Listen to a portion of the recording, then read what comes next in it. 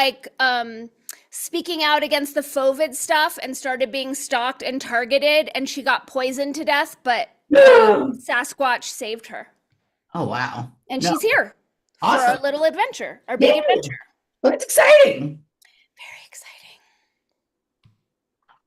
But Dr. Love could probably, I just need some place to sleep probably one night. I can't imagine I'd stay out there for more, sleep out there more than one night. So if she needs it for a full amount of time, I don't want to deprive her of the tent. Okay, we'll see how it goes. I'll reach out to her after this. I mean, Eric's planning, he's like, why don't I just drive us out there Friday night so we can scout? And I'm like, I don't know if Emily's going to want to be autonomous. That works for me.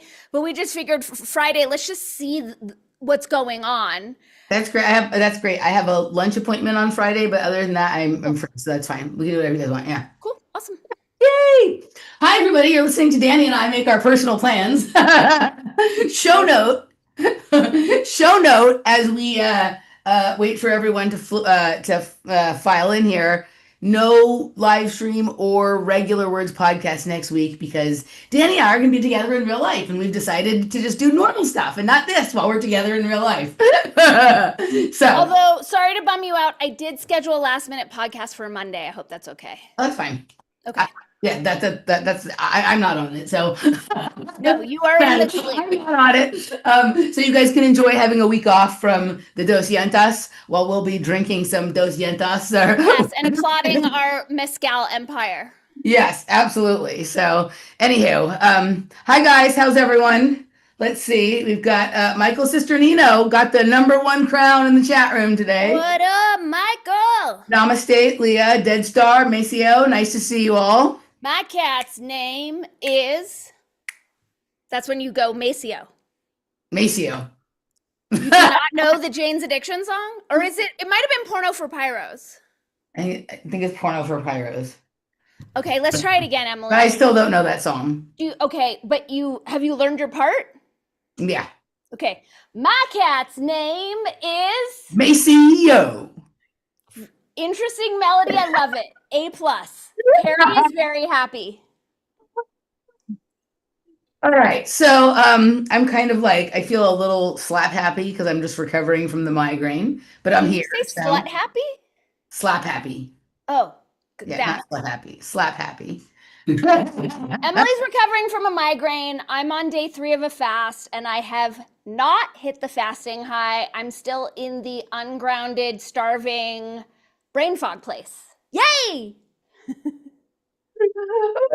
So, anywho, I have to say, like, that this is, I have not seen anything like this. I can't remember the last time that YouTube was like this. I think the last time that I saw YouTube be so like impossible to find anything in your feed that wasn't about one single topic was back at the hook of Sandy. That, you know, so more than, you know, this wasn't this crazy when Trump got shot. This wasn't this crazy when the Maui fires or the LA fires, and those things were all pretty crazy. Your YouTube feed was a directed energy weapon. This is like something beyond anything I've ever seen. It's like, we will force you to have an opinion, to care about this, to think about this. Like, there's no way around. I have never seen anything like this. Have you ever seen anything like this? No, but I know it's very organic and it feels just so real that there's nothing else that anyone can talk about. It is so like generally when one of these things happens, I just go, okay, I'm going to ignore it until nobody cares about it anymore, and then I will look into it, right? And that's been impossible this time because there literally at times has been no other videos available in your fucking feed. I mean, granted, it was a down week on tennis because the US Open had ended the week before and there was no tennis tournament. So no real podcast talking about tennis. So I couldn't rely on that to sort of get me out of whatever it is. So I've gone through these like phases of completely just ignoring YouTube and whatever it is. And then at other moments, like relenting and listening to some things, and even like trying to listen to things that at least would surprise me, right? Trying to listen to like something where I might hear something different than what I normally do. But like, this is crazy. You would think this was JFK or John Lennon or something like this. It's crazy how fake it is. I mean, how real it is. And I've seen so many different videos pop up. Like we talked about, I don't think we talked about on the show, but the ring switching fingers, the guy behind him switching. I don't know if you saw the one of his wife's eyes glitching out, like AI eyes glitching out during her like funeral speech where she looked beautiful and didn't shed a tear. And it's like I'm on strike. I can't cover it because it's so stupid. Well, it's there are so many turds in the punch bowl that I don't like. There's no way you're going to be able to extract enough turd to return it to punch. You're just going to have to like dump the whole thing out and move on. I've seen. I mean, it was weird because all of these videos came out at about the same time, about a day and a half or 2 days ago, of like alternate people who could have done it from some other position. And what was crazy is when I started to see like, oh, there was this other, this crazy video shows other person who could have been the shooter. I thought they all would have been on the same person. They're all on different people. There's like 40 different ideas about which person had like some sort of like ring or cell phone that was really a gun. And like they're all different. They're all right. Like it's like there's an endless number. It's like choose your own adventure.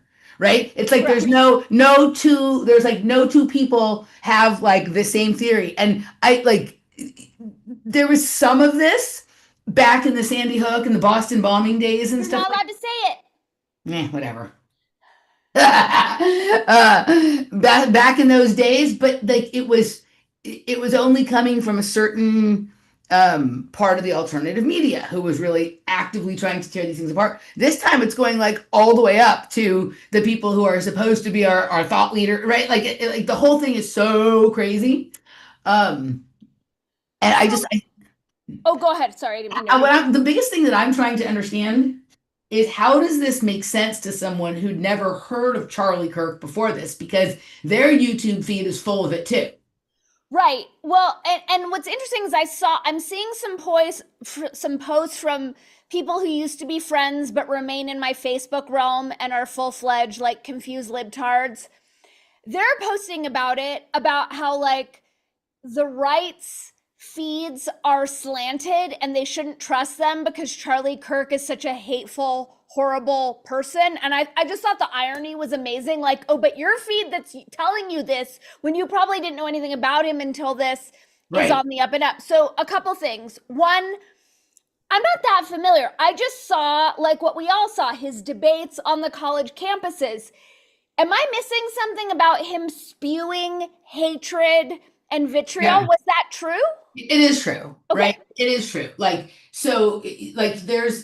the video, there's a few videos that I find the most disturbing of his. One of them is like a speech, and I have an interesting piece that's gonna point to why this is so interesting later. Like he was really, really vicious towards George Floyd, right? In a way that is beyond just like, defending, whatever he went out of his way to multiple times in his speech about him, call him a scumbag and things like that, and in a way that was like, just gross to say about a person who just died. You know what I mean? Like too far. Okay, I've seen that, and I just want to comment because I have seen that. And I mean, aside from joking around with you on our show and saying libtard, I'm not generally a fan of name calling. It's not something I do. And just playing devil's advocate, I don't think that's okay. But given the fact that there are now George Floyd universities and George Floyd 100%. monuments, like sometimes I wonder if he's not like a pendulum just swinging the other way, loud enough to try to bring us into some sort of balance. You've got. We're gonna get there. Yeah, I have a piece for you for later. So I don't. The thing about him repetitively calling this scumbag, my feelings aren't hurt by it. But like, I could see how for some people like that, it isn't just saying like, this guy lived a life that left him sort of susceptible to something like that. It went beyond that. But the thing that bothers me most is when he's standing face to face debating a person who is Palestinian and telling him that Palestine doesn't exist. Right? Basically saying there's no such thing as Palestine. It's Judea and Sumeria, the Bible, that kind of stuff, right? It's just, it isn't so much, part of it is, remember what I said last week about how, here was a young guy who took it upon himself to go around telling everybody else what the right way to live was. It wasn't just a person saying their opinion and then letting someone else say theirs. He approached every debate from, I already know I'm right and I'm going to prove to you that I'm right.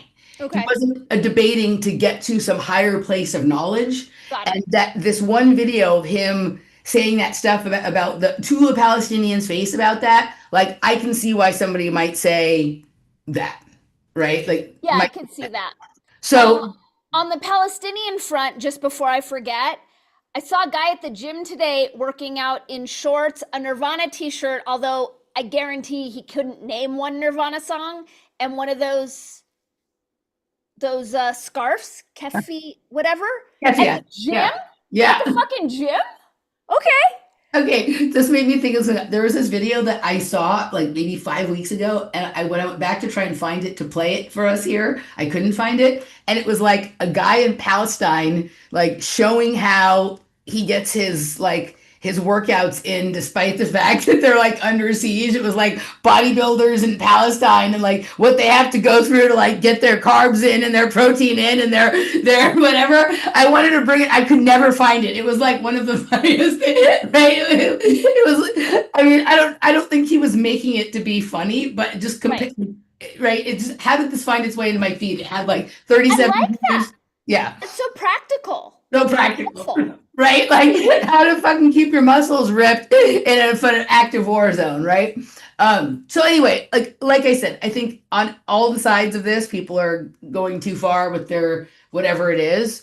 And I also think that you know, he's also a young person and probably he started doing this when he was 18. And when we were 18, we probably thought we were right about the things we thought we were right about too. And he only made it to 31. And maybe the thing that Wait, do you believe he's dead? in his public life, regardless, he seems to be passed. Whether he's really passed He's or playing the role of dead. however this goes. Okay. So the span we have to judge him by in terms of a public persona is 18 to 31. And I would say probably not until my mid to late 30s did I start like going, oh, maybe I don't know as much as I think I know. And really that main thing was in the 40s. So I also think, okay, like you have to cut a person a break because they're like young, immature, and stupid, like we all have been. But the fact that him doing that was so, when you and I were like, having our fit and throwing, insisting we were right. We did it in front of, our parents or friends or 12 people or whatever it is. We weren't elevated to the top of the mountain and to sit there and tell people how wrong they were and how right we were and whatever it is. Now, I understand that, like, that's the point of debate is to, like, to argue your side and to convince the other people that you're right. But that's fine. That's different than when somebody's been doing this for 13 years and at a certain point, they're not even the same age as the people that they're debating. And they're just going there and they've practiced rhetorical skills to make themselves able to win the argument. That's different than the quest for truth, right? For sure. But it's also like, I feel like it's an issue that's endemic to like the social media situation. This guy's gotten so much accolade. He built a career on this. Being polarizing like gets people more likes, Right. gets Yep. people more Yep. views. That's the system that we've all participated in creating. Just like this sick society was responsible for creating George Floyd, this sick society is responsible for creating Charlie Kirk. Same thing. Yes. It's not, they're not they're Oh, go ahead. they're not different. They're just two ends of the same, just like you said, right? It's two ends of the same stick.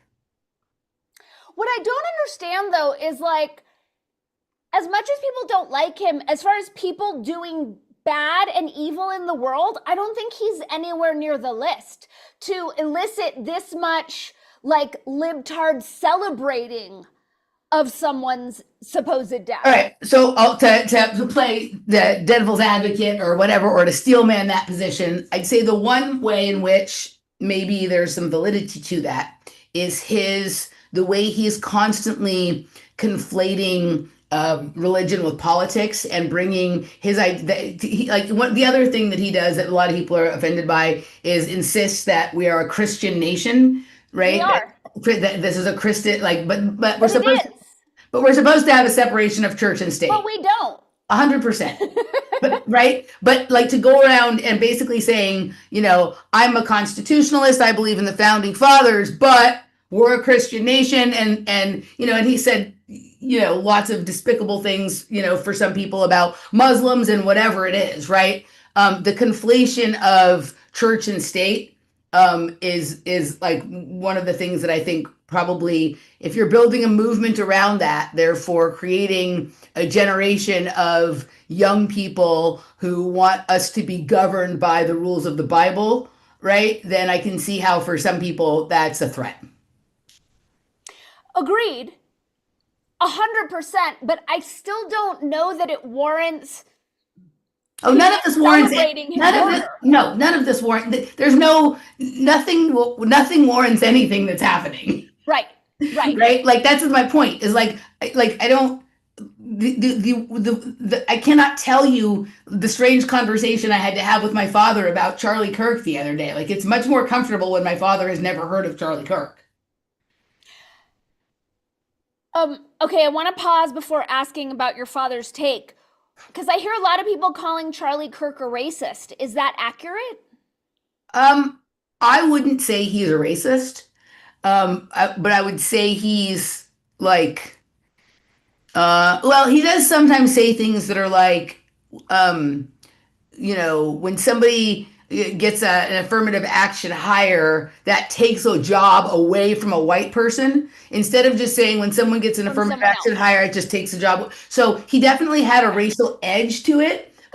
Right. But I don't know if he did that for shock value or out of immaturity, but I didn't get the sense that he dislikes black people or dislikes, right? Like it's hard to say, right? Like he had so many sort of undue overzealous like influences on him because he became so like it was clear from a young age that this person was going to have a lot of power. So you have a lot of older people with particular viewpoints spouting their things in his ears. So it's hard to figure out what he really believed and like what was just the last thing he heard from someone he respected and admired that he was now folding into his role. Right, because he was so young. I would be curious to know from the chat, and P.S. Thank you, Meredith, for your generous super chat. We love you so much. Thank you, Meredith. I'd be curious to know from the chat, because I love you all, if you guys believe that he's dead.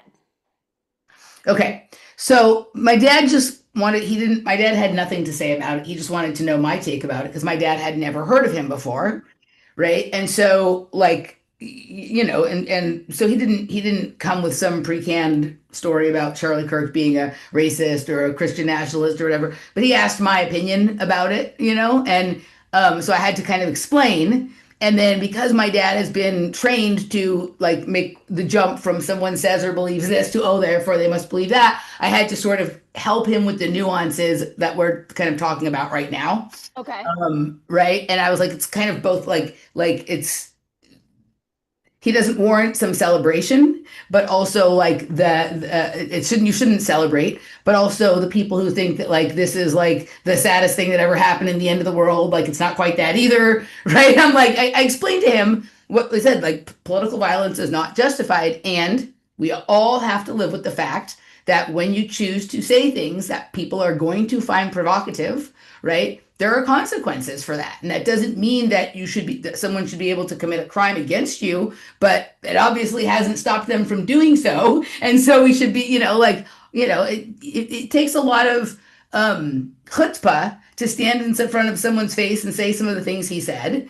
And I'm sure he was well aware of the risks of doing what he did, and he chose to do it. So on some level, I can respect that. But for everybody to be like, oh my God, this is the most horrible thing ever, I just like, I don't know. I don't think it is.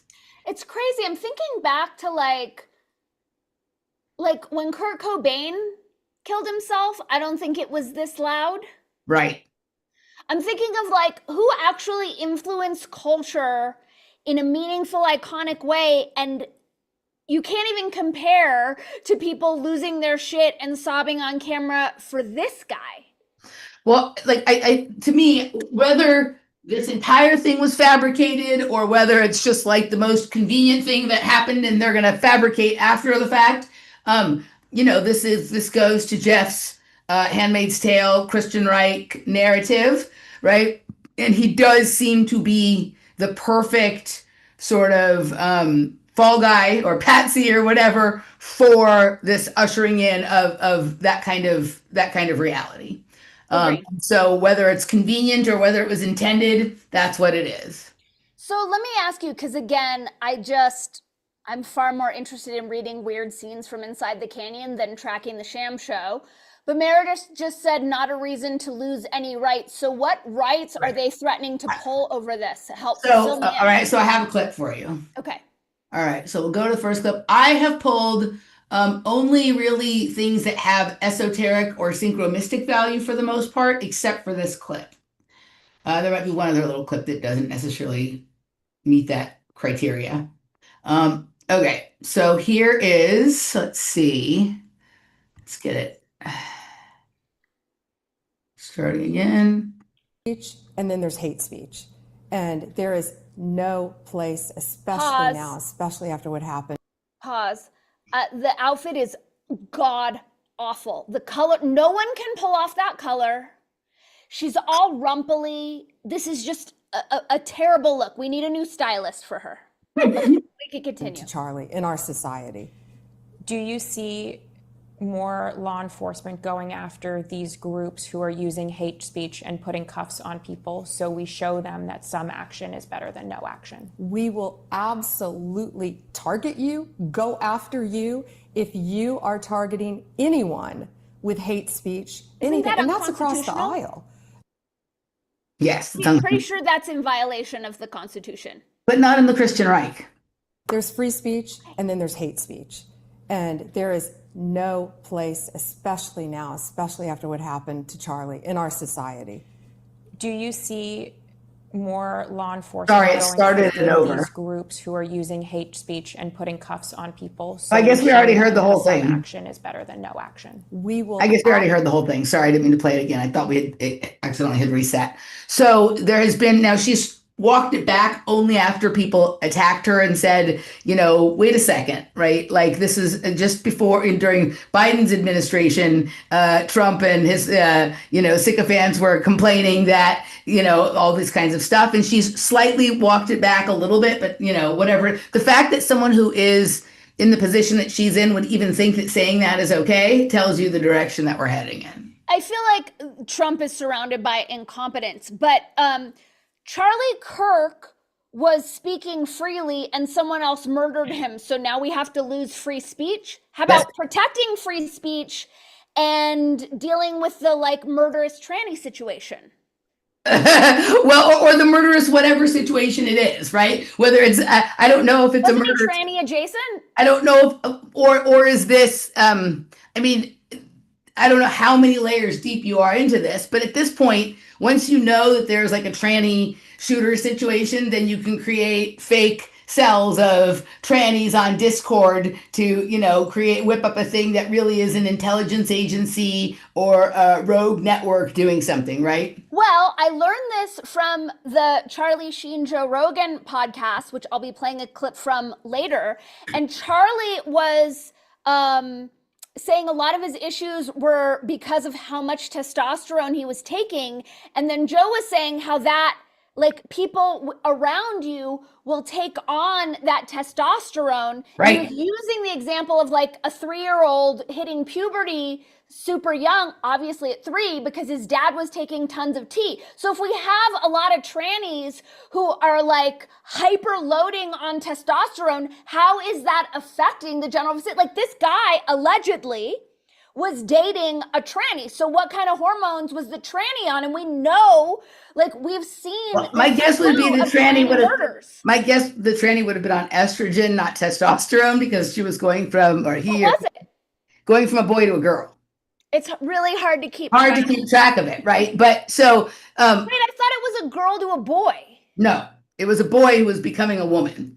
So that sort of negates your theory there. But I will say, so I listened to most of that Joe Rogan, Charlie Sheen podcast, and I look forward to hearing your clip.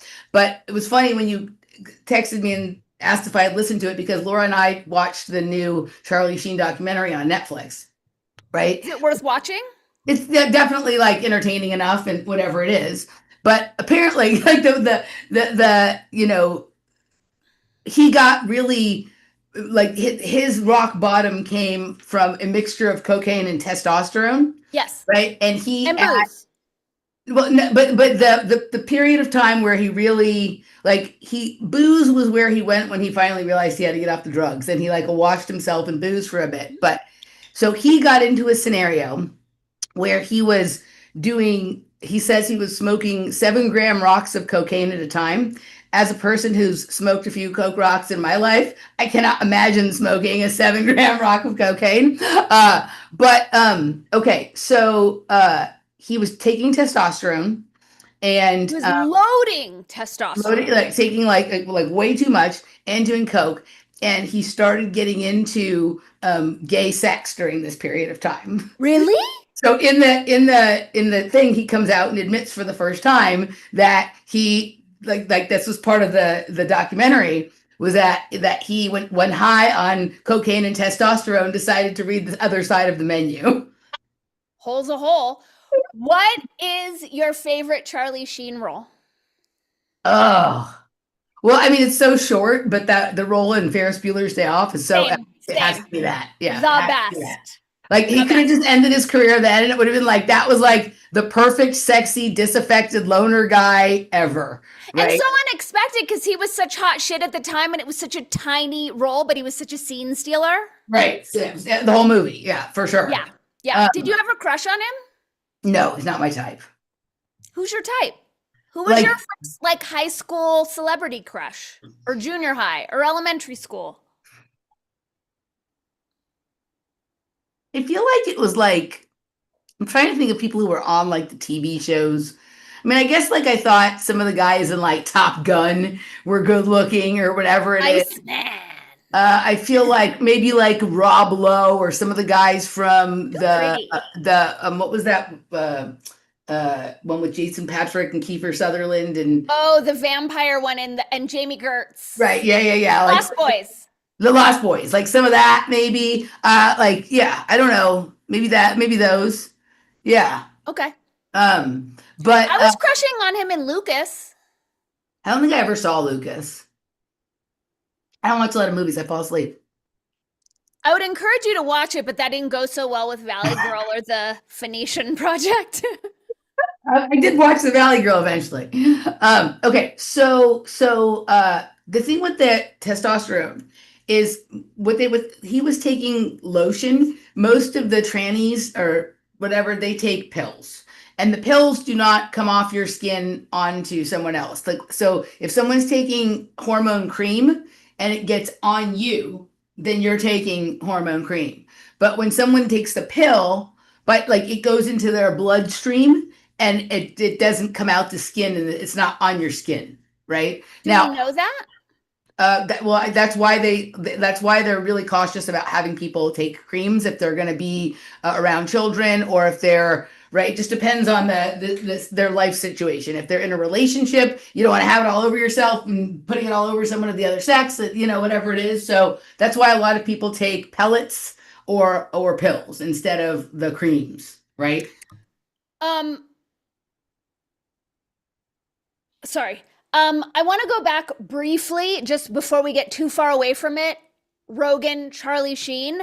I don't know if you saw, but they find out about Charlie Kirk live on air. So I did see that clip the day that came out. I saw that clip, but I just started watching the podcast today because you told me to. This is another reason why I want you to watch it, because just before they go to take a pee-pee break and have this, Charlie Sheen is talking about being on stage for a live show and someone in the theater throwing some sort of heavy metal coin at his head and how much it hurts and how he could have lost an eye. And then the very next topic was Charlie Kirk getting shot on stage. The part that I thought was so fascinating about it, because you told me to watch it for reasons that only you and I might understand. So I was trying to figure out what those would be, but as soon as I started listening, very quickly when they start the podcast, they get away from Charlie Sheen's story and get into like this in-depth analysis of the JFK shooting, which is like the only thing I think that's ever gotten more attention than this Charlie Kirk thing. But there was no social media then, there was no YouTube or whatever it is.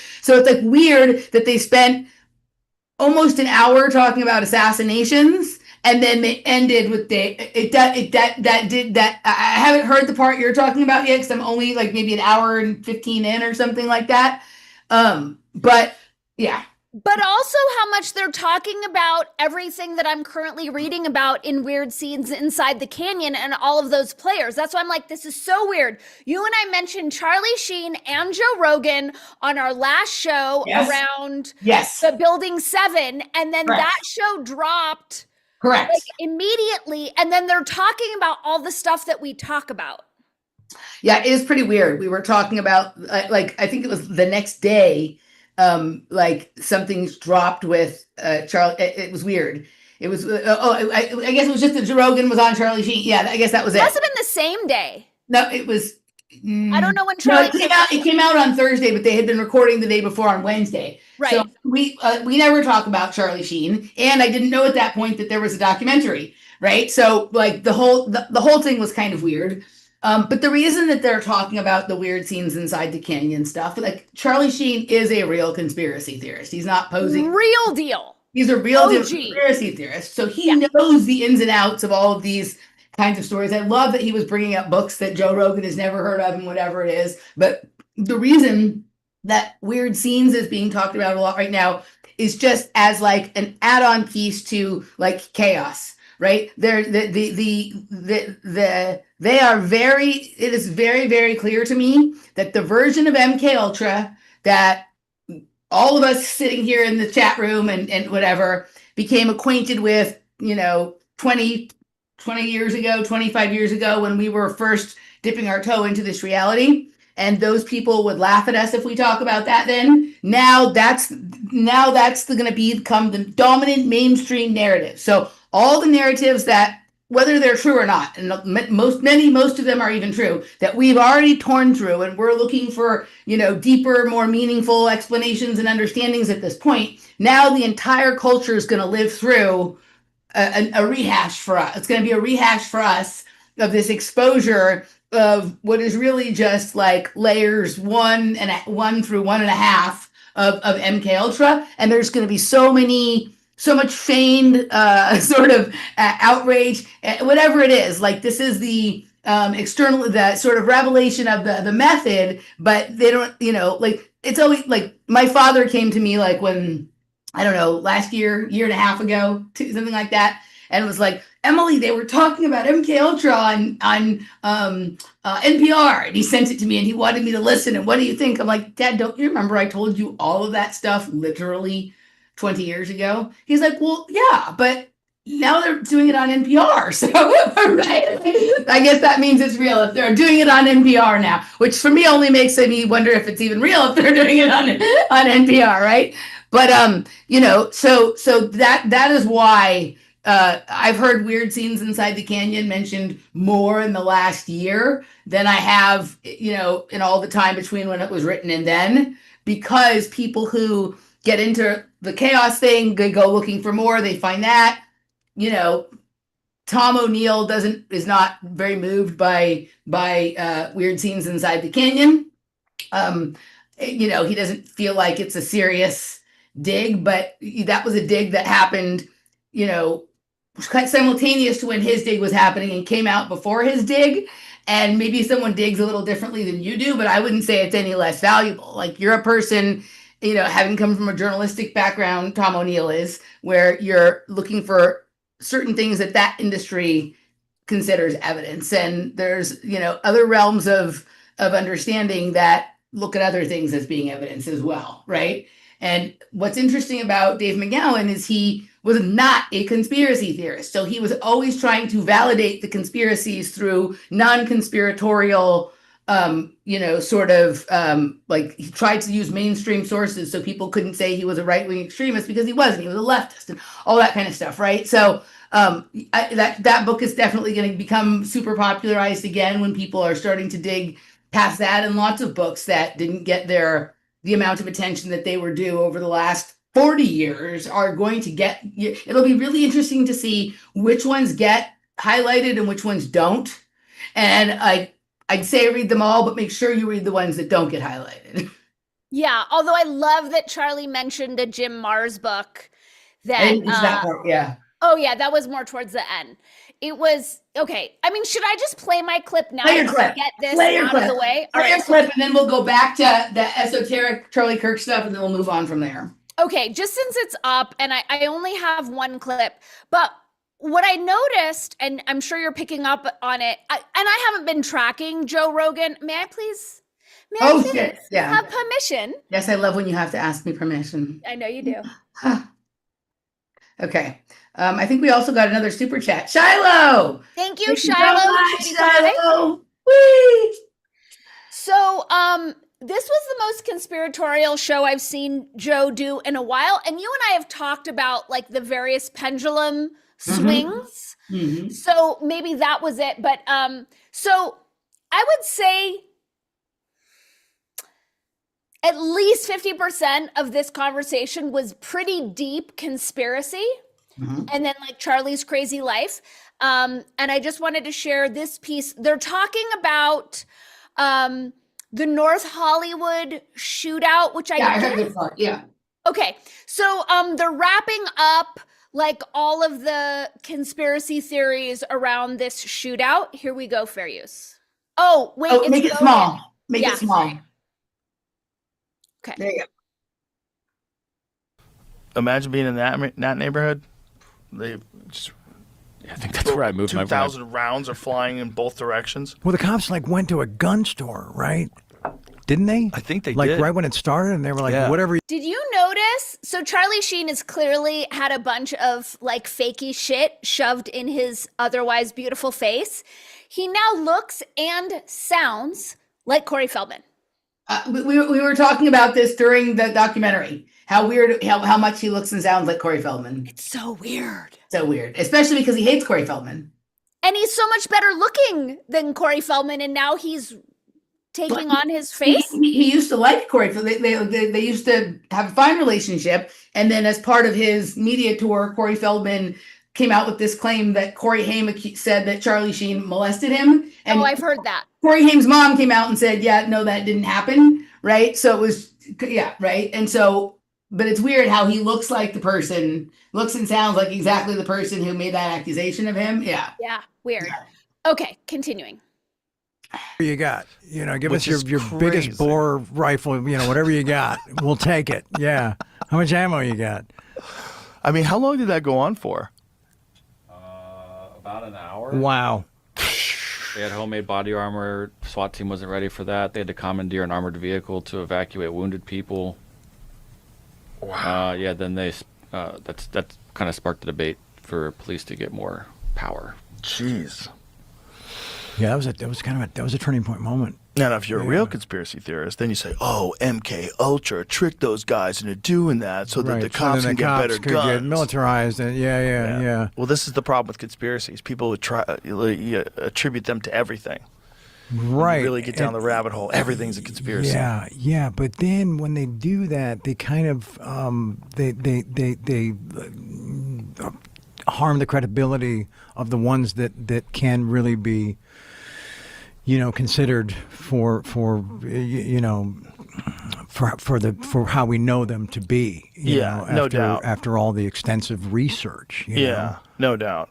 Yeah, there's real ones, but I think that's also part of the reason why some really silly conspiracy theories get pushed. I think they get pushed by bots, and I think they get pushed by paid accounts To water down the Yeah. real ones. Yeah. to make them look stupid, and they'll like attach a really stupid conspiracy to one that's legitimate, Right, and then yeah. it discredits the legitimate one. Yeah, it's almost like, not to introduce this, but just from afar, it's almost like a lot of the QAnon stuff kind of had that effect. Just, Yeah. I didn't dig deep into that and don't. So that was basically it. But I thought it was interesting that like Charlie Sheen's an OG conspiracy theorist. So is Joe, obviously. And yet he has to slag conspiracy theorists. Like even just invoking the term as a pejorative, I Yeah. find so offensive and like, who are you kidding, Joe?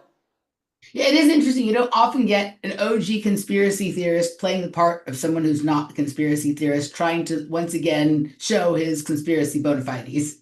Right, but at the same time making fun of conspiracy theorists, like in the exact same conversation. Well, it's Victor Victoria. Again, Yes. Joe Rogan is always Victor Victoria. Correct. Just Okay, wanted to get that out of the way. all right, let me play my what did I say I had that was going along with this? Oh, I guess we're gonna do those. You said Charlie Kirk, Yeah, okay. synchromysticism. Okay, so let's like they're kind of there's one part where they're sort of connected, and then there's other parts. I'm just gonna play this. I'm just gonna go in the order so I don't forget anything. All right, as to what you brought up earlier, here's a brief but satisfying clip for you, Dani. This one's just for you, and I didn't even know it was going to be for you when I picked it. But then as soon as it's the dancer. It's that amazing dancer that I love. All right, here we go. What's that? Directly or indirectly, we've talked about this. And did you know that Charlie Kirk and George Floyd, they have the same birth date, October 14th? That's weird. Isn't that interesting? That's super weird. Can you imagine what next month, October 14th, 2025 is going to be like? Pause. The division, the fighting.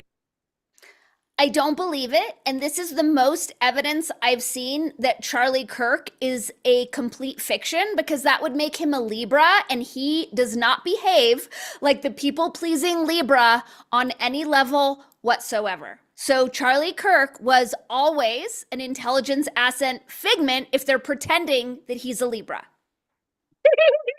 Okay, let's finish what he's saying and then we'll get to that.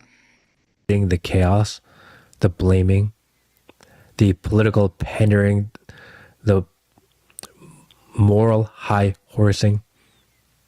Ooh, I like that he verbed that. October 14th. Can you imagine? All right. I thought so. Like, to me, that like I now I didn't go check and verify because again, we're not sure if Charlie Kirk is a person or a role, so I don't even know. Right. Right. But if that is true, and what you were saying about the pendulum swing and this whole like, I mean, like think about that. His point is fair. On October 14th, people are going to be trying to decide. There's going to be half the world that's going to say we should celebrate Charlie Kirk, and half the world's going to celebrate we should celebrate George Floyd, and that's a powder keg, right? Why would anyone? I just can't understand why anyone in your right mind would celebrate George Floyd. There's nothing to celebrate. I'm not saying right, but I'm in the fictional world we live in, right? Where people are told what's important and what's to think. Is that an annual celebration? I'm sure in Minneapolis there's probably like a George Floyd Day parade or some shit like that, right? Let's just check it out. Let's see. I haven't looked up Charlie Kirk's birthday. Let's look up and see. So no one saw Millie Weaver's document. I wish that documentary had gotten more play. October 14th, 1993. And then let's look up George Floyd. George Floyd's birthday is October 14th, 1973. So exactly 20 years apart. Exactly 20 years apart. Okay, so there was that. And then here begins some of the, this sort of started, I can't remember, well, there's a couple of things, but it took me a while to find this today because it's been altered. So when I was listening to this the other day and I heard this part, it was at literally 33 minutes. And so when I went back looking for it and couldn't find it, I thought I was misremembering, but it seems that she cut the video because you know how there's like the intro, so let it play for like 3 or 5 minutes. She seemed to have cut it, but she doesn't normally do that. I think in this case, she cut it because of what I caught. So initially, when this originally played the other day, this part that she's about to say literally played at 33 minutes. Fair use. To those of you who think that you are going to replace Charlie Kirk, okay? Kings are born. You don't just get to depose and tell us that we're going to follow this individual, okay? I'm one of the Masons of Turning Point USA. What? You put a shill. Did you hear that? Okay. Did she really just say that? Yes, and now it's at 31:27 because she cut off something. But when I was when she first said it when I was watching the other day, I pushed pause so I could take a picture and screenshot so I know which part to come back to for our show. That's what I do now. Like I'll right, and it was like she started saying that at it spanned from like 32:54 to 33:12. That whole part about the king and the mason, right? Now, I didn't bring this because I didn't have a chance to watch it, but I did see that Isaac Weishaupt put up a video about the King Kill 33 ritual with Charlie Kirk. I haven't had a chance to watch it yet. If I did, I might have brought a clip from that. But okay, so this started me like that was the first thing that I sort of saw that was like, you know, starting to percolate my esoteric brain. And then on the same day, maybe it was earlier that day or whatever. Maybe it was even the day before, but I started to kind of put it together in my head. I saw, where is it? It's the pictures. Hold on a second. Here we go. I saw this. Okay, so how the place where he was shot looked like a menorah. Weird. Okay, look, here's another view of it right there. That's so weird. Okay, and what this made me think of was a few years ago, remember when it was the Saturn-Jupiter conjunction? I think it was in like 2020, the December of 2020, right? Laura and Jeff and Vanessa and I were in Joshua Tree for that, right? And we did a ceremony, then the night of that, and we sat outside and all that kind of stuff, whatever it is, right? And my entire trip that time had menorahs in it. It was fucking weird. It was like you know how like when you are seeing the visuals on mushrooms, like you can sort of see what the things are made up of, Yes. right? Like, after a while, you're recognizing like I remember Laura one time was like, I saw all these skulls, and I was like, well, look at the skull. I was like, I've seen the skulls before. Look at the skulls. They're made up of like little pieces of candy and colored pencils and things like. She's like, oh yeah, you're right. And then if you go zoom in farther on those, they're made up of skulls again. Well, this time, everything that I was looking at was made up of these little blue glowing menorahs. Like they had a prism around them that were like rainbow, and I was seeing the usual stuff, right? Like the sort of technology that also looked like God's heads, that also looked like cathedrals and all that stuff. But at the center of every little thing were all of these like little blue menorahs, okay? And like when we went outside towards the end of the trip, and we were looking at the sky and the stars and whatever, all the stars looked like little blue menorahs to me. Okay. And so we weren't really talking because we were tripping, right? But when the trip was over, Vanessa says to me, she's like, it's so weird, Emily. And Vanessa didn't take any mushrooms, right? Vanessa looks at me. Can you hear me? Because my screen seems to be frozen. I can hear you. Okay. So something's funky here. So she says to me, Emily, the whole night, whenever I looked at you, I kept seeing a menorah.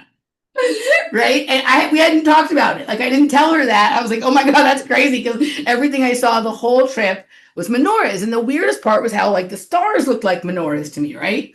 So what's the occult symbolism of the menorah? Well, what was funny about seeing those menorahs at night is then when I went inside, like I noticed that like the rug, like even like some takeout food dish I had, like it was like in some sort of like weird crate. It was during COVID, so everything was coming in these weird takeout things. It was shaped like a menorah. I was like, what the fuck is this? There was like a plant in the house that had like it was like in this weird planter that looked like a menorah. Like suddenly everything looked like a fucking menorah. I think it is a technology. It's I looked it up then. I can't remember what it is. And right now my computer is doing weird stuff. So if I try and look it up, I'm probably going to lose the ability to. What do you want me to look up? Just look up menorah as technology. But when I saw those pictures, right, I was texting with Vanessa, and I was texting with Jeff, texting with Vanessa. I was like, it was written in the stars above, whatever this shit is with the menorah, right? And then it made me think of the Depeche Mode song, It's No Good, right? That has a very interesting set of lyrics, including It's Written in the Stars Above. That if people want to go down, I always like to go down the lyrics of songs rabbit holes, but they're definitely interesting. Okay. Here's what I found.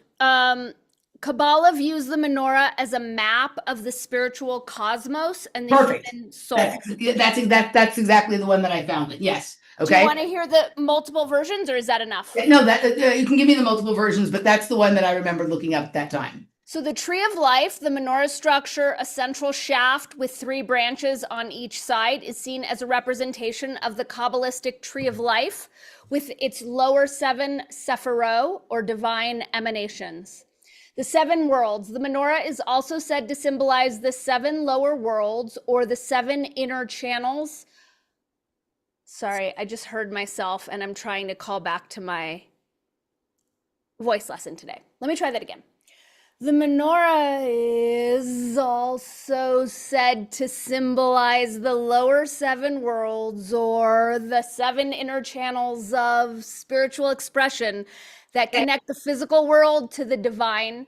And then there's the corrected ego. The menorah is traditionally made from a single solid piece of gold, which is hammered into shape. In Kabbalah, the process symbolizes the difficult work of correcting the human ego, represented by the gold.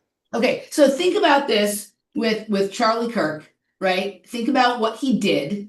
Right? Think about what he did. Think about what he comes from. Think about the story we're being told about. He's been going through a spiritual transformation, starting to question his relationship with Israel and all this kind of stuff, right? So think of what this says. And then there's this interesting song. I don't know, it's like not one of their more popular songs necessarily, but by Depeche Mode, called It's No Good, right? And it's, look at the lyrics. I'm going to take my time. I have all the time in the world to make you mine. It's written in the stars above.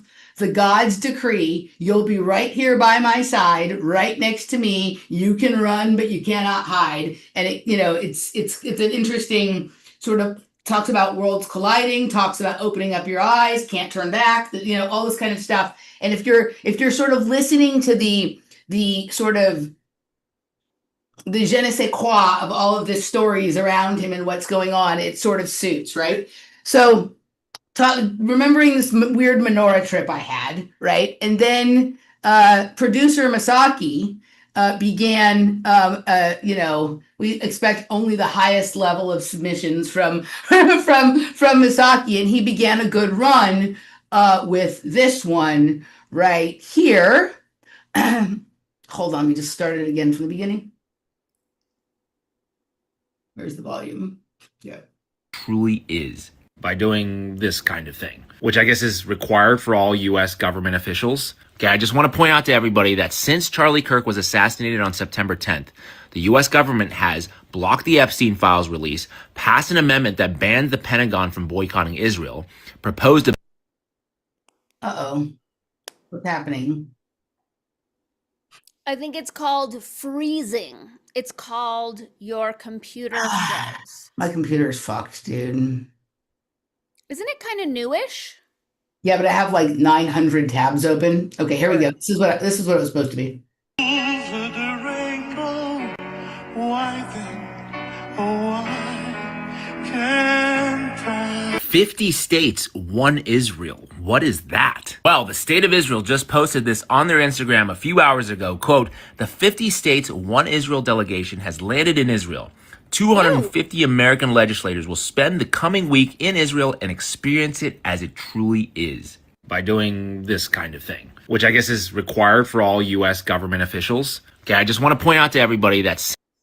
I don't know, I guess it just froze. Okay, so that's this week. After the thing that happened last week, our government is doing this. This is the 250 delegates that are in Israel from the Congress. These are all Congress members. They're all in Israel, but they went to this ceremony where they were singing "Somewhere Over the Rainbow," right? Which is like the videos like. There's another video that talks about how that's an MK Ultra trigger. Let me see if I have that video as well. And of course, I was in the movie Rainbow, so it was like good to know that my Wizard of Oz programming is defunct because I haven't run off to Israel or going batshit about Charlie Kirk or whatever. Not yet, but don't limit yourself, Em. You could become a Zionist. Right? Okay, hold on. So here, okay. So then Masaki also sent these here. Let's see if this one will play.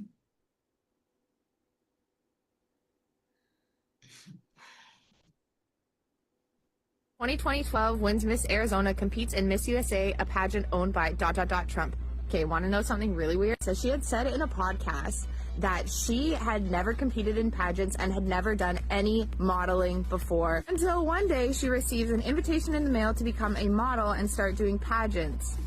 And the pageants that she started doing were Miss USA pageants owned by Trump. So she modeled for Trump. She was one of Trump's pageant girls. But did you know that she was also a casting director at the same time that she was doing all of this stuff for Trump? Now, she doesn't specify on her website if she worked as a casting director for Trump, but around the time that she was claiming to be a casting director, she also owned a ministry that was working with the U.S. military in Romania. The area in Romania where she was operating this ministry had a bunch of locals accusing these evangelical ministries of kidnapping children and trafficking them out of the country. These children were being found in the UK, in Israel, and were also being sent to undisclosed private islands. Locals demanded authorities look into it, but they never did. Now, Charlie Kirk really wanted the Epstein files released, but did his wife? Prior to marrying Charlie Kirk, she was a multi-millionaire on her own, and since his passing, she's also amassed all of his wealth plus an additional at least $5 million in donations. She's currently considered the most powerful woman in the United States, with mega fans begging her to run as vice president in 2028. Let's talk about their first date, because it was actually a job interview. Back in 2018, 2 years after Donald Trump had started working with Charlie Kirk had hosted a Turning Point USA opening event for one of the offices that they had opened. And Erica and Charlie Kirk were introduced to each other. Charlie Kirk instantly thought that she was beautiful, but thought that she was really smart. And allegedly, one of their mutuals had suggested that Charlie Kirk hire Erica. I'm assuming it was Donald Trump or someone on his team, because Donald Trump had signed on to work with Charlie Kirk, and Erica was already one of Donald Trump's employees. So it would make the most sense for Donald Trump and his team to encourage Charlie Kirk to hire Donald Trump's employees. Anyways, Charlie Kirk DM'd Erica, invited her for a job interview. The job interview ended up turning into a date, and Erica allegedly had said, "You're not going to be my boss. You're going to..." Okay, I thought that was going to be the one. There was like another one that had someone talking about the wizard, the Somewhere Over the Rainbow and MK Ultra, but I guess that one isn't here. And then there's just this last one right here. I don't know if this is the one that you were talking about. The but, glitchy eyes. Right, but also she's got a Knights of Malta necklace. Oh, we have the Mason of Turning Point USA, which gets me to wonder, is Turning Point USA some sort of strange newfangled secret society? probably. Right? But yeah, that is crazy that they were playing the Somewhere Over the Rainbow song at the ceremony in Israel honoring Charlie Kirk's life. It was fucking weird. That's something for us. I'm just writing down because we forgot show titles last week. But that might be something for us to explore on one of our long forms, is like, whenever I study the secret societies, I'm not necessarily translating them into modern day. And so we know, like, I'm guessing a lot of this mainstream media is probably doubling as like Rosicrucian or Templar, like whatever. It'd be interesting to unpack like what we think that is.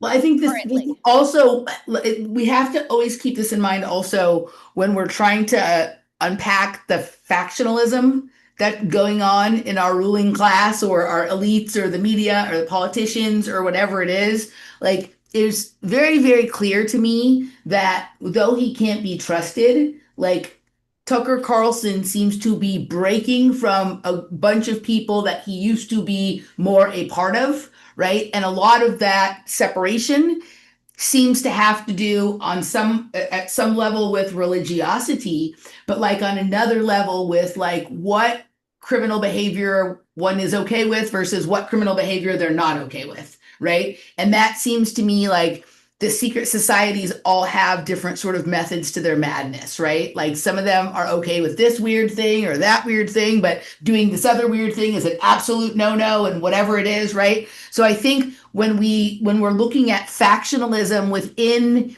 any of these systems, like bringing us back to what would some of these like older school secret societies look like in modern times, and what about the development of new secret schools current, like secret societies currently, right? Like, I don't think that secret societies stopped being created at a certain point. I think they just started to look different, right? And they started to look like something modern, and we had been programmed to think of secret societies as being sort of arcane and have steeped in these rituals of old or whatever it is.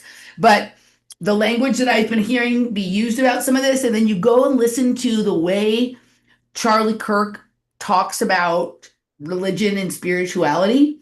And for someone who's not familiar with either secret societies or religion, you could think, oh, that's just this guy's like a fucking crazy Bible bumper. And sure, he might be. But woven in there is also the kind of language that you hear in some of these rituals. Yep. Right? So I think we should be, examining things from that sort of angle as well. Yeah, so that's the end of my Charlie Kirk related pieces, and I hope they're different ones than you've seen from anyone else. I'm really doing my best to avoid it. I probably should have brought the eye glitch, but the whole thing is so boring to me. It is boring. Yeah, it's yes, it is. And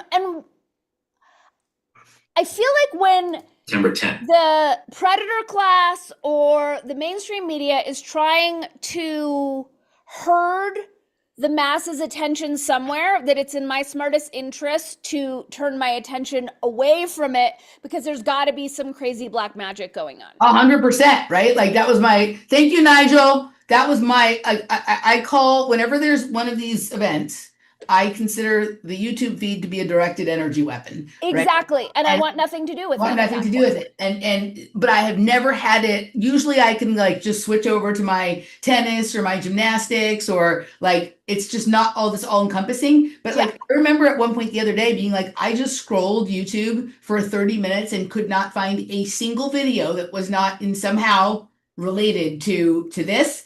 And so like, so my commentary is mostly from that position, that like, what is this where there's absolutely nowhere there's nothing else available. I've not seen anything like, I don't even remember it being that crazy with 9/11. No, I don't think anything was as crazy as we're seeing this, which for me is the number one clue that it's not real, because it's so loud and everywhere.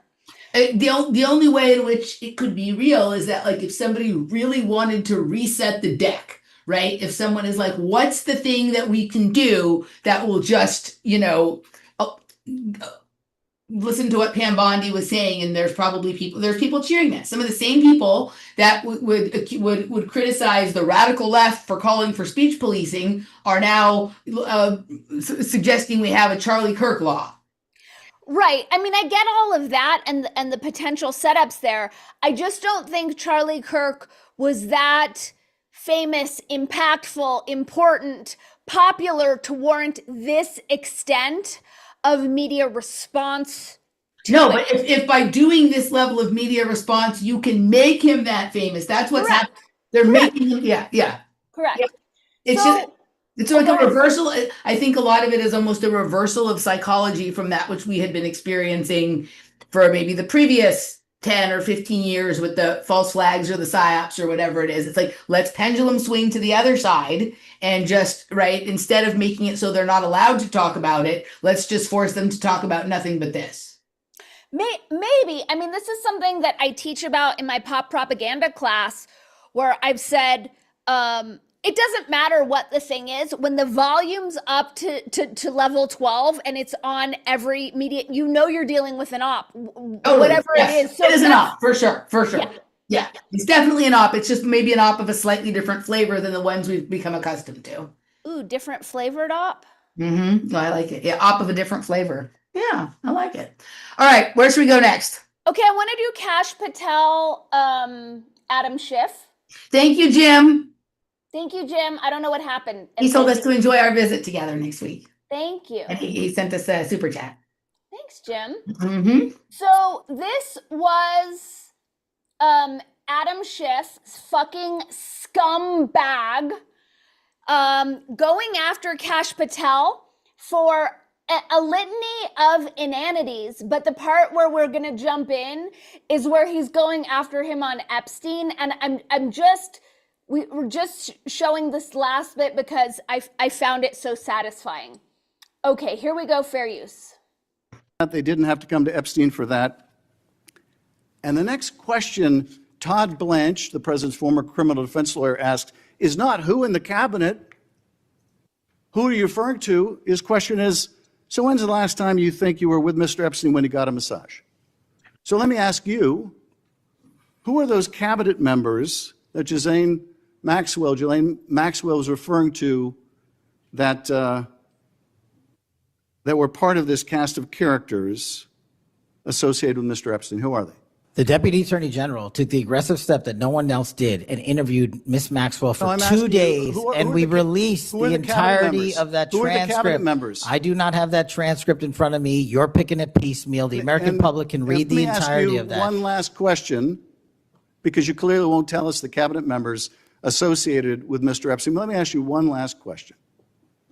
And that is, right after she gives this testimony, in front of an FBI agent, among others, she's transferred to a minimum security prison not suitable for a sex offender like herself.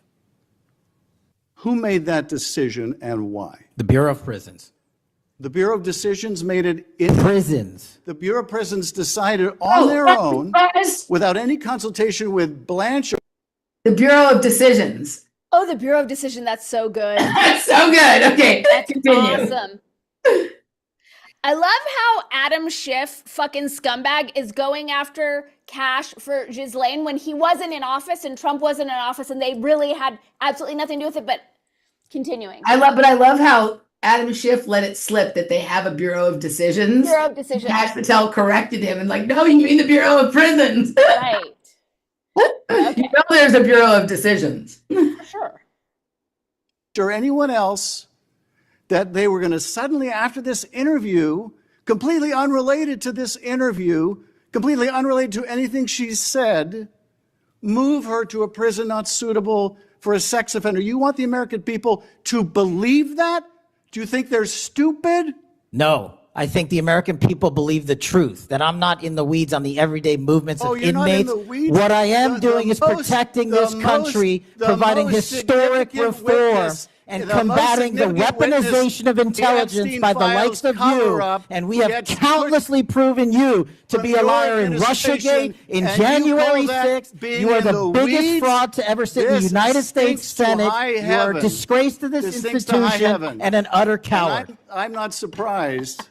I'm not surprised that you continue to lie from your perch and put on a show so you can go raise money for your charade. You are a political buffoon at best.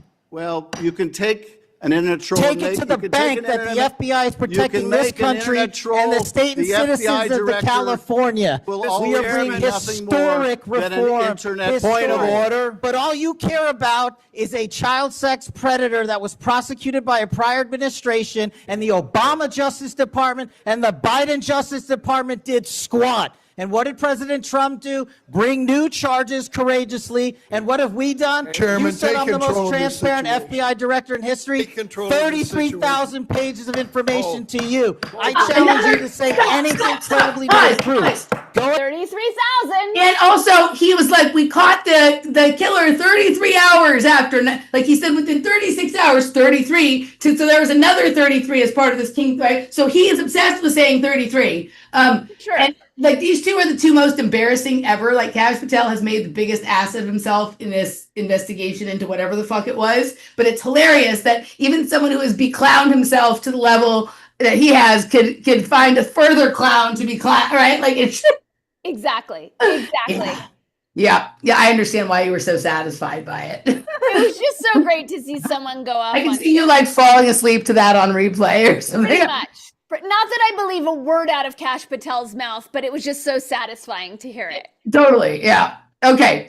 I have, let's see, I have gymnastics propaganda for you, and I have two bits on Sam Altman. What do you want?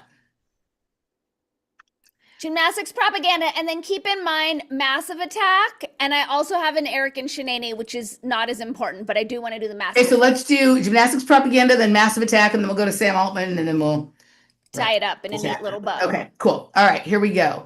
So I just know Dani loves these. So propaganda wrapped up in gymnastics. Fair use. Here we go. You're gonna love this one. Okay. So, what did you think of the music that they used to play the anthem? So she won Beam, and they played. I looked it up. I had to Shazam it. But I wanted to give a little background here.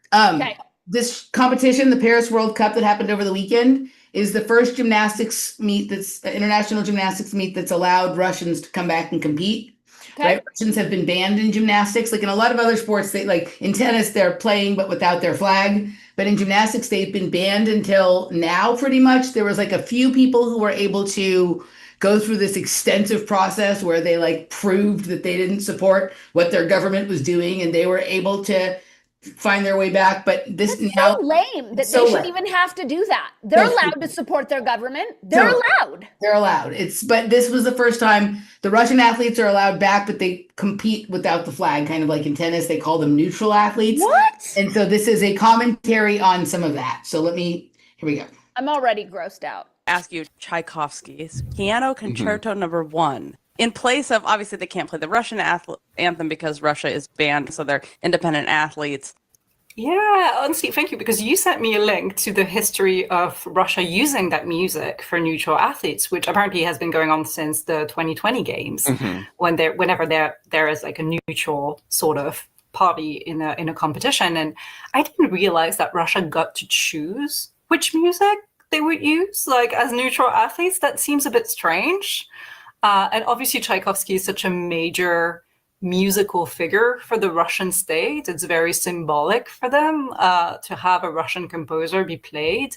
It's very beautiful music. It's very meaningful to me as a dance critic as well, obviously, because Tchaikovsky is a ballet composer, a major ballet composer. But yeah, you can. I mean, you know that this is also the kind of the Russian state uses Russian music as a form of propaganda as well.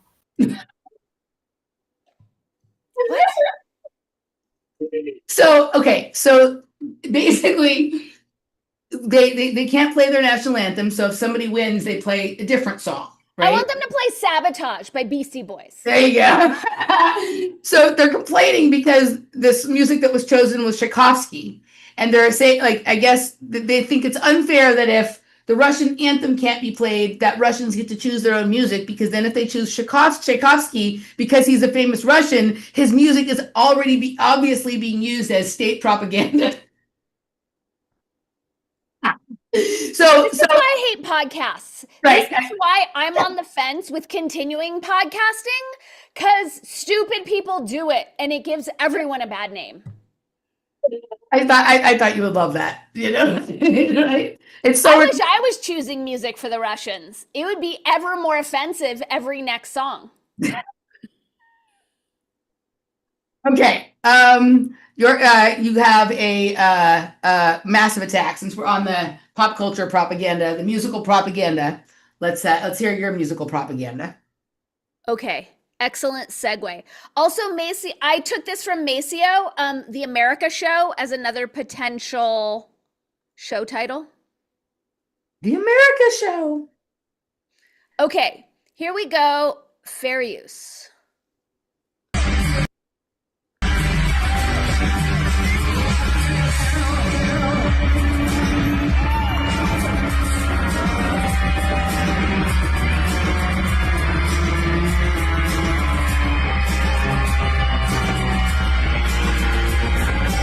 No one looks disturbed or mortified.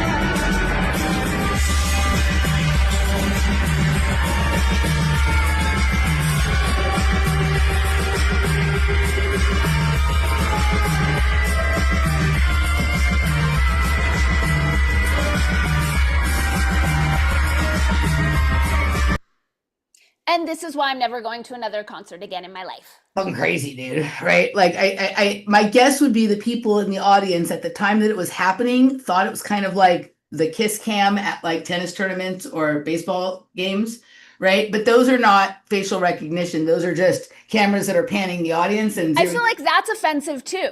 And that's not a fan. Like, would not be happy if that happened to me. But that is a different different technology than facial recognition software. So my guess would be that those people didn't understand what was happening to them. Because I don't know, it's completely different to see your face in a square like that than to see the entire normal panorama of the venue, but just focused in on you, right? So I don't know, that is fucking weird, but they got some explaining to do. Have they explained anything about this yet? I haven't heard anything about it, but it did remind me of the weird scenes passage that I wanted to bring. This book is totally blowing my mind. Like, we've gone over this before where, like, I think I understand certain conspiracies and then I read the actual books and I'm like, oh my God, it's so much worse than I thought.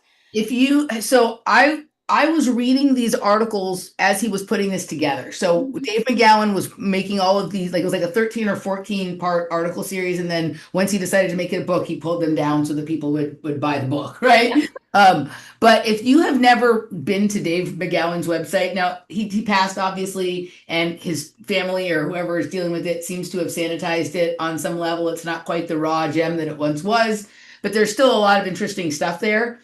His take on all the things whenever they were going on was always so like, wow, right? Like, he just came at it because he was not steeped in the culture of the, like, he kind of didn't want any of this to be true. Right. And so, like, when he was noticing it, he was just like, I can't believe I have to say this. Like, I'm embarrassed to say this because this makes me sound like a conspiracy theorist, but this is what it is, right? And so it had just this different sort of edge to it. His website is like something like the Center for an Informed America or something like that. It's not like davemcgowan.com. I think it's Center for an Informed America. It's fantastic, but it is not quite the raw data dump that it used to be. So the reason why I mentioned that, and I was actually going to bring this to one of our shows a few weeks ago, but you know how Facebook memories like pop up?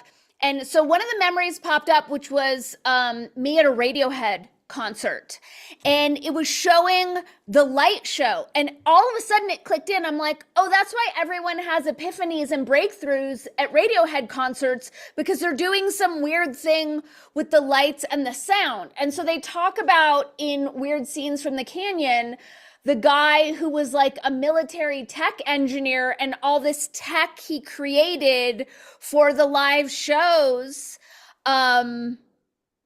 It's just blowing my mind how totally fucking mind controlled I am. And all of us are.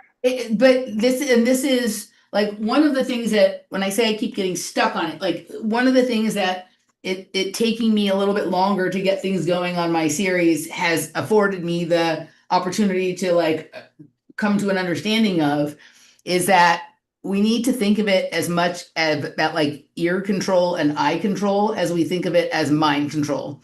Right. This was very much about, I mean, it's not that there isn't mind control, and it's not that ear control and eye control can't lead to mind control. But what you're talking about, right? Sound and lighting it was a hugely important part of MK Ultra. And obviously drugs as well. Drugs, sound and lighting were, but sound and lighting as much as any kind of like, psychic driving or propaganda or repeating of ideas or whatever. Like, it isn't that, it's about exposing you to sound and light that will make you think about something. It's not about, they're not really interested in telling you what to think. They're interested in what this will make you think about. Right? Yes. So I remember back when I was going to a bunch of Radiohead concerts, and everyone I talked to was having these like life-changing epiphanies. And at the time, I was freelancing pretty hardcore, and I was in talks with Rolling Stone to do a piece on how Radiohead's music was a portal to higher dimensional consciousness. And I was roping in Nassim Haramein and Don Estes, and I was like pushing really hard for this kind of four-way conversation where we were breaking it down. I had a theory that Tom York was a shaman because, he has that fucked up eye.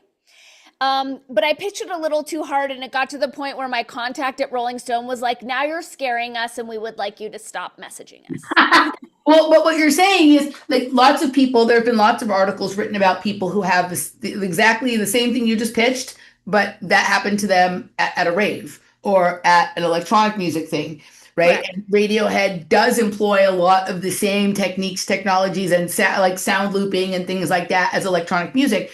Yeah, 100%, right? Like literally, like I don't mean this in like a metaphorical way or an analogical way. Literally, like if you the underground warehouse party with full sound and light and looping music is no different than the anechoic chamber with sound and light and drugs. That it's like literally like MK Ultra you were forced into, MK, like the same technology you step into. So and probably the same technology in the Holy of Holies in the Great Pyramid, I would imagine, because that was a sound chamber as well. Right. All of this. So for me at this point, I don't think like I'm long past just, is this good or is this bad? I don't care if it's good or bad. I want to understand how it works. Right. Right. And so, you know, I have had some of the most important understandings of my life happen in this scenario. But then you go, okay, well, if a person who is not fully mentally developed, a person who is 6 or 8 or 12 or whatever, is exposed to all of this, and they start having these kinds of levels of awarenesses or epiphanies, one of two things. They're not going to think, oh, this is for me, I should keep it private. They're going to tell whoever's putting them in this situation all of the things that they thought and felt, but they're also not going to filter it because they're not being like, well, this makes sense, this doesn't make sense, right? Like, I don't know anything about physics, so why would I suddenly be talking about physics? They're just going to literally report the fucking news. They are better reporters of the news than adults are. Because adults have all of these life experiences that will color their perception of the experience they just had. Right. And so what, you know, you're too young for it to be a meaningful spiritual experience. So it's a science experiment. But once you're an adult, it could be, you know, it's a spiritual experience. And the question is just, should we be able to manage this ourselves or is it, you know, there's a different set of questions. But yes, 100%. MK Ultra, in my opinion, was an attempt to bring sort of the mystery cult sort of technology into the modern day and to give it on some level state or corporate control, right? And then all of those people who worked on those projects took that same tech back out into their world in their free time, right? And started making art or experiments or whatever it is. And so then was sort of born. And I think at a certain point, it became realized that it was more useful than this sort of forced directed thing, this sort of open air MK Ultra. And when I say open air MK Ultra, I just mean, let's just give people opportunities to engage in this at their own sort of choice, and then hope that they'll report the news. Right. And everybody, I mean, think about like in the early days of raves, there was like all the message boards and people would go on there and talk about which pill they took at which party with which DJ and which visual show made them think about this, and that. And the information is literally better when you don't have to coax it out of someone. Right. Just report the news. And so when you're in that, like, oh my God, I just had this amazing spiritual experience. Again, you're open like you were when you were like a kid on some level, but because you're not in a forced situation, you feel free to report the news, right? Like the whole thing, it's very, but yes, the sound and light will help you, will sort of direct your thinking to a certain type of thought, but it is different than telling someone what to think. If you want someone to think about higher minded concepts, you will play for them a frequency or a visual spectrum that will take them into that zone. And so then you can test out sort of how much capacity this person's intellect has to sort of wrap around that band, right?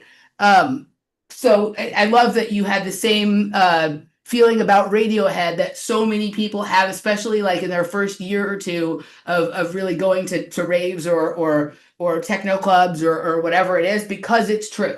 Yep. Yeah. Yep. Before we jump to your clips, I just want to thank Jerusha for her generous super chat. Thank you, Jerusha. And there's a message. In early 2000s, Charlie Sheen flew Alex Jones out to California for a weekend to learn from him. Alex said Rogan was also getting it in with dudes in Vegas back then. I'm not quite sure what that means. I lived in Austin back when Alex was on public access. Love y'all. Yep. Yeah. When I first lived in Austin, Alex was on, like I moved here in the late 90s. Alex was on access television, public access television. Yeah, I mean, I've heard some of those same stories. My guess would be that, growing up Charlie Sheen grew up in Malibu, which is like also a conspiratorial hotbed, right? And so, my guess is it's been baked in with him for a long time, but I'm sure at a certain point he wanted to meet Alex Jones and get brought up to date on the conspiracies he hadn't paid attention to while he was running around doing whatever else he was doing or whatever it was. Well, he also said his dad was like a conspiracy guy who had clued he and his siblings in on how the world was really also working. one of his early movies was with Oliver Stone, so there's another, right? So I mean, he was just it's baked in at every level. And then weirdly, so many people who are in Apocalypse Now are also covered in weird scenes from inside the canyon. And he was talking to Joe about being on that set while his dad was shooting. So I just find the crossover super fascinating this week. Yep. Yeah, everything's been like that the last couple of weeks. Like everything I do, like the last thing I just did, then I go and do something totally separate, and that totally separate thing has like a bunch of pointers that was the same. Like I'm seeing it everywhere. Yep. As my good friend Christopher, who was in the chat earlier, would say, the render is pretty weird this week, right? Oh, weird render. I'm writing that down too. Okay. So let's do this. One of the things that got missed because it came out the same day as the Charlie Kirk thing was this interview that Tucker Carlson did with Sam Altman. And I actually recommend people go watch it. I thought he actually did a really good job at really pressing him hard, right? It's funny when you see, like, sometimes he gives softy pants interviews to certain people, and correct. He pressed him on lots of stuff. But just based on other things I've reported here, this was the part that was the most important to me. And so fair use. So you had complaints from one programmer who said you guys were basically stealing people's stuff and not paying them, and then he wound up murdered. What was that? Ooh. Also a great tragedy. He committed suicide. Do you think he committed suicide? I really do. Have you looked? This was like a friend of mine. This is like a guy that, and not a close friend, but this is someone that worked at OpenAI for a very long time. I was really shaken by this tragedy. I spent a lot of time. Yes, I can tell by looking at you, you were very shaken by this tragedy. Trying to, read everything I could, as I'm sure you and others did too, about what happened. It looks like a suicide to me. Why does it look like a suicide? It was a gun he had purchased. It was That's kind of like saying he remembered what he said on my podcast, therefore he's a shill. Correct. This is like gruesome to talk about, but I read the whole medical record. Does it not look like one to you? No, he was definitely murdered, I think. Does Tucker not have a hairstylist? Because this is a problem. Yeah, I agree. It's been a little weird lately. He's had a few. It's not okay. Especially when Sam, psychopath that he is, does have great hair. It was a gun he had purchased. It was this is like gruesome to talk about, but I read the whole medical record. Does it not look like one to you? No, he was definitely murdered, I think. There were signs of a struggle, of course. The surveillance camera, the wires had been cut. He had just ordered takeout food, come back from a vacation with his friends on Catalina Island. No indication at all that he was suicidal, no note, and no behavior. He had just spoken to a family member on the phone. And then he's found dead with blood in multiple rooms. So that's impossible. Seems really obvious he was murdered. Have you talked to the authorities about it?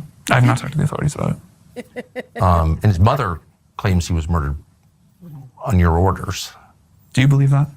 I'm asking. I mean, you just said it. So do you believe that? I think that it is worth looking into, and if a guy comes out and accuses your company of committing crimes, I have no idea if that's true or not, of course, and then is found killed and there are signs of a struggle, I don't think it's worth dismissing it. I don't think we should say, well, he killed himself when there's no evidence that the guy was depressed at all.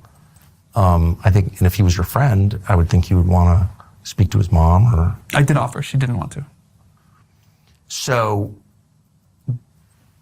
do you feel that, you know, when people look at that and they're like, you know, it's possible that happened, do you feel that that reflects the worries they have about what's happening here? Like people are afraid that this is like... I haven't done too many interviews where I've been accused of like... Oh, I'm not accusing you at all. I'm just saying his mother says that. I don't think a fair read of the evidence suggests suicide at all. I mean, I just don't see that at all. And I also don't understand why the authorities, when there's signs of a struggle and blood in 2 rooms on a suicide, like how does that actually happen? I don't understand how the authorities could just kind of dismiss that as a suicide. I think it's weird.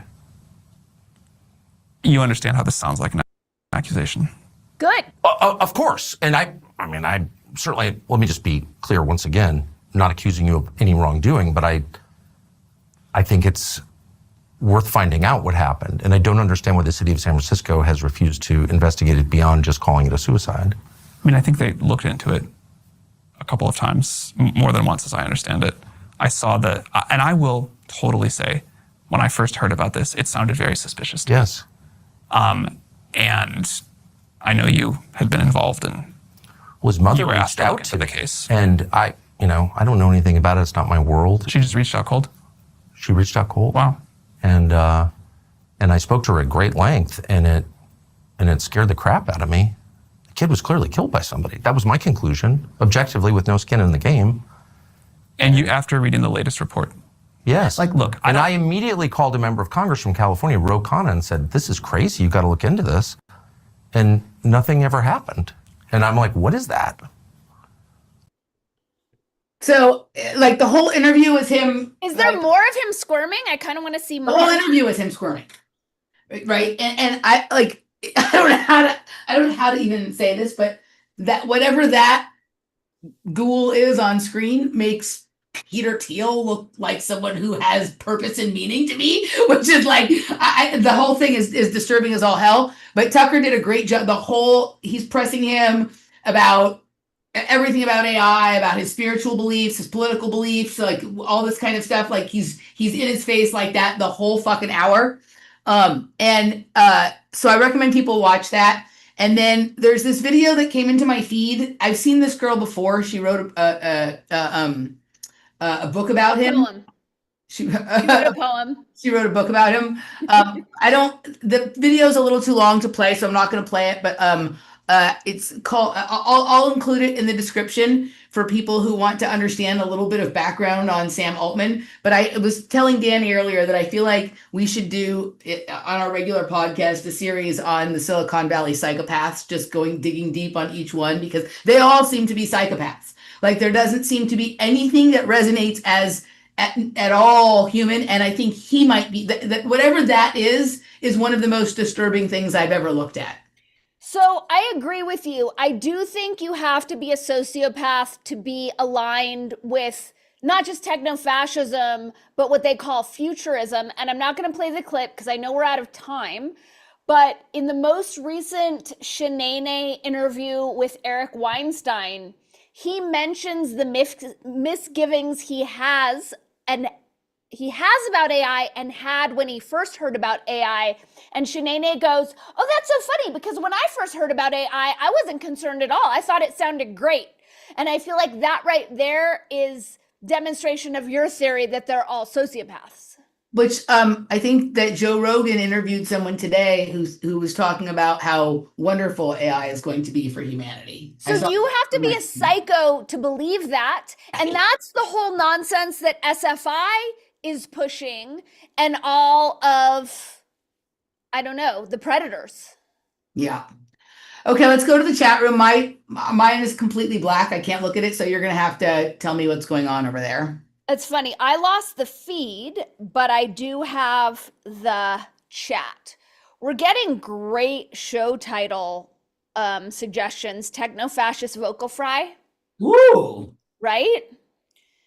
Psyop sandwich. I like that. That's a good one. Psyop soon. The Bureau of Decisions, of course. Weird renderings. I am throwing Charlie Ain't No Libra into the mix.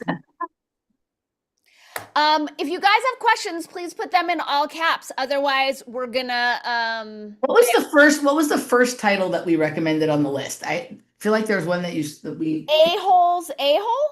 No. Why did I write that down? I don't know. Somewhere Over the Rainbow? That's a good one. Different flavored op? Different flavored op was the first one, but I still think the Bureau of Decisions is my favorite. It's a good one. It's a good one. I like it. Okay. All right. I can't see anything, so you're gonna have to tell me. No one has any questions. Hi Heart Wellness. Oh, it's back. Mine is back. Yay!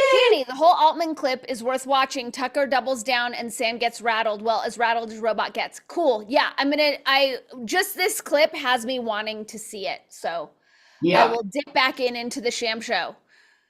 Yep. All right. Well, let's see. Let's give everyone another minute to see if they have any questions, and if not, we will. And thank you guys for your generous super chats, especially because Emily is traveling this week, and a little gas money is going to go a long way. It goes all the way to Santa Fe. we have a hybrid, so it might go all the way to Santa Fe. There we go. What was Tom York shamanism idea? So this was a story that I'd pitched to Rolling Stone back in 2008, 2009, that Radiohead's music was a portal to higher dimensional consciousness, and I was kind of framing Tom as a shaman because of his fucked up eye. Yeah, I like that. The portal to higher dimensional consciousness. Something doesn't have to be one thing and not another. So when we're thinking about MK Ultra, we can think it's all the things we've thought for the last 20 years. But what if at the heart of it, the procedures were designed to be a portal to higher dimensional consciousness, to mine that territory for, futurist type information and all kinds of stuff, right? Or just to map out hyperspace. So I like the languaging. I like the title it's a very succinct title. Right? Yeah. I was so excited about that. I put so much effort into that whole article. Do you have your notes? Probably in one of my old hard drives. Don't spend a lot of time, but I'd be interested in looking at it for, to consider as part of my series, because that's kind of a lot of the angle I'll be going down is sound and lighting and all of that kind of stuff. You really want to talk to Don Estes. He's so cool about all that. I still have the window open. That's how I remember. That's why I never close tabs, because they're all just reminders of things I'm supposed to look at, to talk to, all that kind of, right? Yeah. Totally. My popular order has a purpose. Okay, my box isn't working anymore. So if someone's saying... Okay, so Texas Tabla, have you seen Tucker's 9/11 episodes? Yes, we spoke about them last week. Kat would like to know, can you post the lyrics to the 1977 Sammy Hagar song, The Crack in the World? All right, let's see. Nigel wants you to know that Chatsworth is being weird. And thank you, Thor, for your generous super chat for gas, and happy travels for you, Emily. Chatsworth is weird. Chatsworth isn't being weird. Chatsworth isn't getting weird. Chatsworth is weird, but it's not necessarily weird bad. It's also not necessarily weird good. It's just weird, and it meets you how you are. So when you're in a bad way, the weird feels very bad, and when you're in a good way, you're like, isn't this interesting? But if you want to have an edge experience, it's almost always the place to go. So that's kind of my read on Chatsworth. Okay, The Crack in the World looks like it's a movie, but you're saying it's a Sammy Hagar song. Let's see. Hagar. Let's see if I can find the lyrics. My computer is being so slow. I closed a bunch of windows, but it's still... I was curious to know, Ponyo, because there's the thing over the N. Well, you will fall into them like Ben's tabs, black hole overload. I'm curious to know what that means, because I was on a Ben's kick today, listening to a bunch of his stuff. Boy, my computer is really, I don't know what it's doing, but let's see. Oh, I did want to acknowledge you, Emily, and I thought I pulled the clip, but apparently I didn't. But the first show they did after Charlie Kirk was taken out, John Dvorak was on your tip with they retired him Yep. Whatever. Asset disposal. It's called asset disposal. And right? he tends to not be very conspiratorial, but that was his take. I mean, that's still my main take here is that what we just witnessed was they needed to get rid of him because he had been hired for a particular purpose and he didn't seem to be doing that role exactly anymore. So you can retire a person and you can retire them publicly or you can retire them privately and you can retire them from work or you can retire them from living. I'm not sure which one it is. It's still unclear like which one it is. And it doesn't mean that there's not another role waiting for him, especially as we saw in that video. He was, and this is something I've said from the beginning, he was obviously groomed for the role he was playing, and whether he was groomed in his real, true, actual life to be this, as Megyn Kelly says it, sort of religious man of God or whatever, or whether he's an actor who was playing the role of a Charlie Kirk or whatever it is. This was a long-term project that a lot of people had invested a lot of time and a lot of money in, and some people were no longer happy with the return that they were getting on their investment. And so it's kind of like, I don't know if you follow professional baseball at all, when they decide, like at a certain point, they'll trade someone, even if they've spent a lot of money on someone, they'll trade them to another team or they'll just kind of retire them. And then that person can't really play anymore, even though they're still getting paid or whatever it is. Right. So, but this is asset disposal in my. Which we have 2 votes for that as show title. Oh, asset disposal. Okay. That's a good one too. Mm-hmm.